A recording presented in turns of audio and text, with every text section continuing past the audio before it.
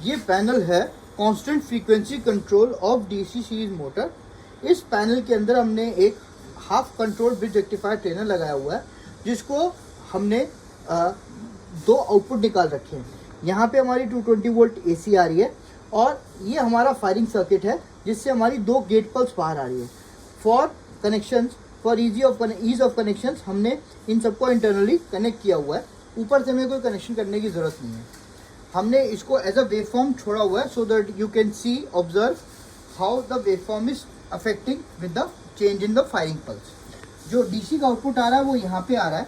हमने इसके कनेक्शन कैसे किए हुए हैं, डीसीटी का जो पॉजिटिव टर्मिनल है वो यहाँ पे दिया वोल्ट मीटर का।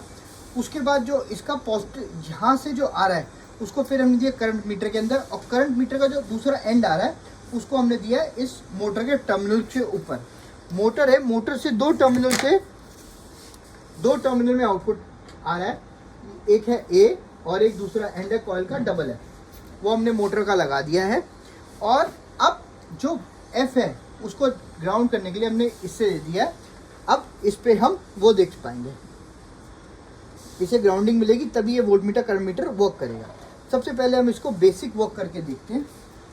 सबसे पहले हम मेक श्योर करेंगे कि 0 से स्टार्ट हो। मेंस को ऑन करेंगे।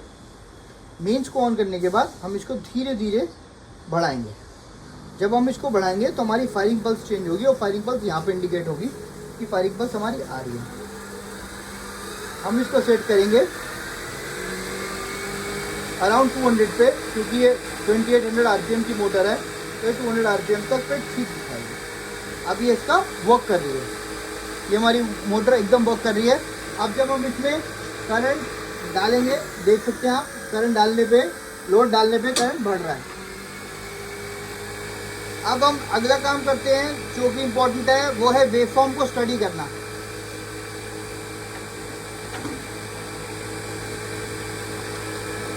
ये हमारा डीएसओ लगा हुआ है।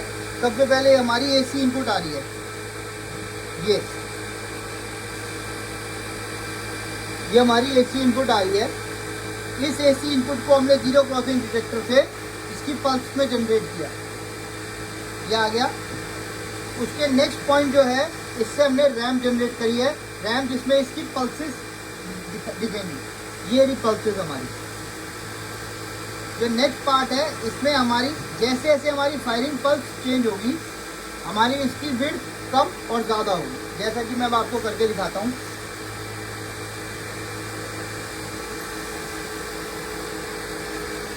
जैसे जैसे मैं फायरिंग को कम कर रहा हूँ, इसकी मेरी पल्स 0 हो गई है। अब ये बढ़ती जा रही है, ये टी ऑन टाइम है।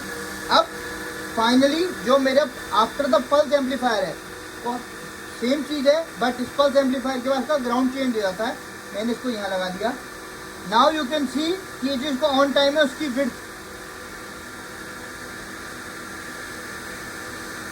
इसकी विड्थ कैसे चेंज हो रही है।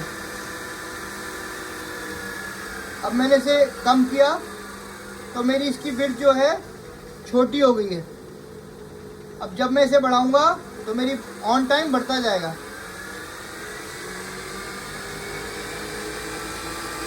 जैसा कि आप देख सकते हैं पल्सेस बढ़ गई।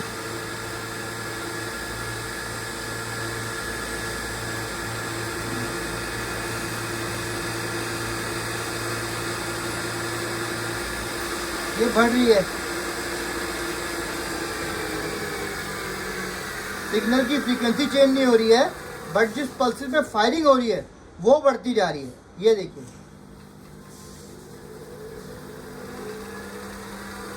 तो ये है पूरी वर्किंग मेरी speed control of DC series motor की। अब मैं इसको 0 कर रहा हूँ, मेंस को डाउन कर रहा हूँ।